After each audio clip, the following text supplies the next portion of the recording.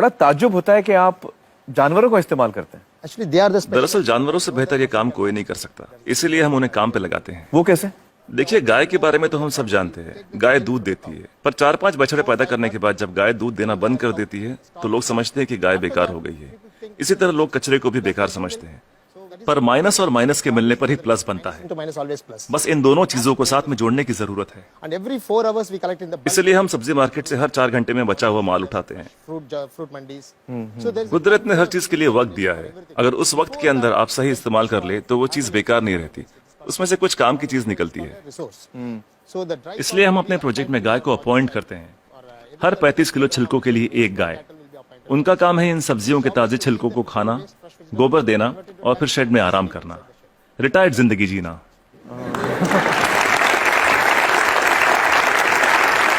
within 8 hours time, सिर्फ 8 घंटे में सारा कचरा घट के गोबर के रूप में 1/4 हो जाता है, the entire waste. और इस गोबर में काफी मात्रा में ईंधन वाली मीथेन गैस Once होती the है। dung comes out, हम तुरंत गोबर को बायोडाइजेस्टर में डाल देते हैं, इसमें से मीथेन गैस निकल जाती है और हमें बिना मीथेन के गोबर का एक घोल मिलता है। methane free cow dung slurry will come out. Immediately इसको हम तुरंत केचुओं के हवाले कर देते हैं। eaten by them and just केचुए उसे खा लेते हैं और उनके पेट से जो बाहर आता है उसे कहते हैं vermi cast. that's called vermicast. ये दुनिया की सबसे बेहतरीन खाद होती है। दुनिया की सबसे बेहतरीन खाद।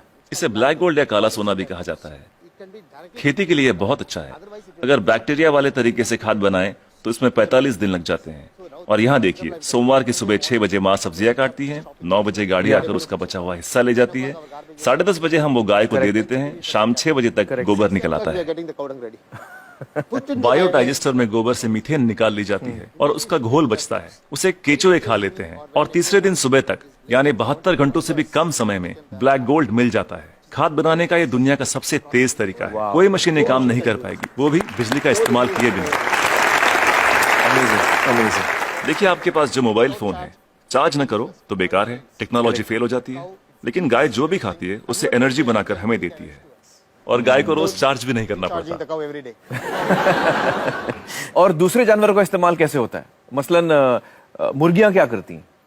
जो सड़ी गली चीजें गाय को नहीं दे सकते उसे हम सीधा कॉम्पोस्ट पिट में डाल देते हैं, पर वहाँ उसमें मैगेट्स पैदा हो जाते हैं। Will come out. मैगेट्स मतलब वो छोटे छोटे कीड़े। छोटे कीड़े, ये कीड़े मुर्गियों को बहुत पसंद हैं, चुन चुन के खा लेती हैं और बदले में अगले दिन सुबह बेहतरीन अंडे देती हैं। जो लोग कीड़ों को देखकर मुंह बनाते हैं वो अगली सुबह उन अंडों से बने ऑमलेट को बड़े मजे लेकर खाते हैं। No technology can do this. कोई टेक्नोलॉजी, कोई मशीन ये नहीं कर पाएगी। No machine in the world. दुनिया में ऐसी कोई मशीन नहीं बनी जो कीड़े खाए और अंडे दे। बिल्कुल ठीक, बिल्कुल ठीक। But the chicken will also लेकिन हर चीज में जहाँ कुछ खूबियां होती हैं वहाँ कुछ खामियां भी होती हैं। positive and negative. Okay. मुर्गियों के साथ एक परेशानी है, आप चाहे पूरा दिन उनसे काम ना लें, आराम करने दें, In the daytime, फिर भी वो रात को काम नहीं करेंगी। time it never work. तो रात को कौन काम करता है?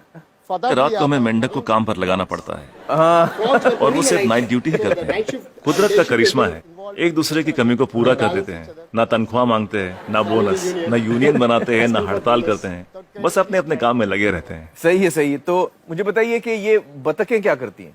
duck's favorite food. बतख का पसंदीदा खाना है मछलियाँ। अब मछली बाजार का कचरा म्यूनिसिपैलिटी के लिए सरदर्द होता है, पर वही मछलियाँ बतख के लिए दावत हैं। तो अगर आप हर 3 घंटे में मछली बाजार का कचरा उठा के बतखों को दे दे तो ये तुरंत हजम कर लेंगी। 15-20 मिनट में सब कुछ सफाचट, और कचरा अगले दिन बतखों के खूबसूरत अंडों में तब्दील हो जाएगा। The whole thing will be contained with beautiful eggs. Normally the ducks will lay आमतौर पर बतखें हर महीने 8 से 10 अंडे देती हैं, लेकिन जब हम उन्हें मछलियों और दूसरे नॉनवेज की खुराक देते हैं तो 24-24 अंडे देना शुरू कर देती हैं। ओह, and if I have 20 ducks, then multiplied by yeah, we have हम हर 11 मादा पे एक नर बतख रखते हैं। duck on one male duck. why 11 female and 1 male? हमें तो अंडों से मतलब है, एक ही नर बतख काफी है। तो ये जानवर आपके लिए बहुत अहमियत रखते हैं। They are the people doing जी बिल्कुल, इनकी वजह से ही तो इतने बढ़िया नतीजे मिल रहे हैं। तो इस वक्त आप किसी प्रोजेक्ट पे काम कर रहे हैं? yeah, right now I'm working with Coimbatore. फिलहाल कोयम्बतूर में काम चल रहा है, डिस्ट्रिक्ट रूरल डेवलपमेंट एजेंसी के साथ। हम 10 ग्राम पंचायतों का काम संभाल रहे हैं जो एक म्यूनिसिपैलिटी के बराबर है। It's equal to one municipality. एक गांव में तो मैं समझ सकता हूं कि ये हो सकता है, क्योंकि वहां पर छोटे पैमाने पे करना है, लेकिन अगर बड़े पैमाने पे करना है, जैसे किसी शहर में करना है, आपका जो तरीका है, ये मुमकिन है? बड़ी म्यूनिसिपैलिटियों की दिक्कत यह है कि शहरों में जगह कम होती है, पर हमें कचरे को 100 किलोमीटर दूर ले जाने की जरूरत नहीं। ये काम हर वार्ड में होना चाहिए, इसलिए डिसेंट्रलाइज मेथड अपनाना बहुत जरूरी है। छोटे छोटे स्तर पर करना चाहिए। Decentralize method.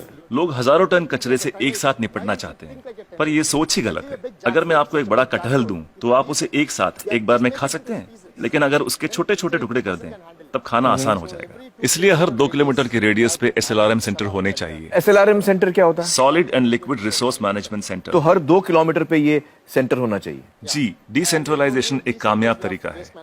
साथ ही कचरे को अलग अलग इकट्ठा करना भी बेहद जरूरी है। मिसाल के तौर पर सलून में से सिर्फ 6 तरीके का कचरा निकलता है।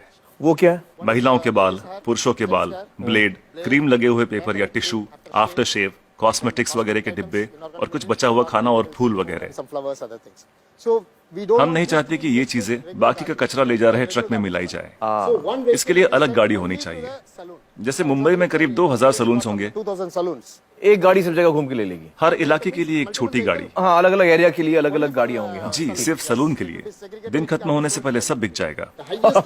आज की तारीख में दुनिया का सबसे कीमती कचरा है महिलाओं के बाल। 2500 रुपए प्रति किलो। वाह वाह।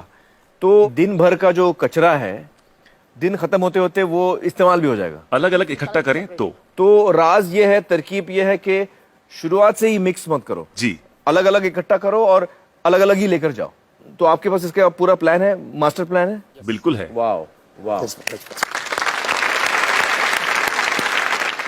तो मुझे बताइए कि ये जो आपका मॉडल है, इसमें खर्चा कितना आता है? See, this is totally self-sustaining. देखिए, ये मॉडल अपना खर्च खुद निकाल लेता है। Experience, I'm telling you. मैं अपने तजुर्बे से कह सकता हूँ कि आपके घर के हर रोज के कचरे से 3 रुपए वसूले जा सकते हैं। Garbage. मतलब आप अगर मेरा कचरा लेंगे तो आप मुझे 3 रुपए देंगे? उसे 3 रुपयों में बदल सकता हूँ 3 रुपए में तब्दील कर देंगे, बदल देंगे। और कचरा उठाने का कोई भी चार्ज लिए बिना। तो मुझे बताइए कि अगर मुंबई जैसे शहर की जिम्मेदारी आपको दी जाए कि इसको आप साफ कर दीजिए, तो आपको कितना समय लगेगा, कितना वक्त लगेगा आपको? कम से कम 18 महीने। मतलब 1.5 साल।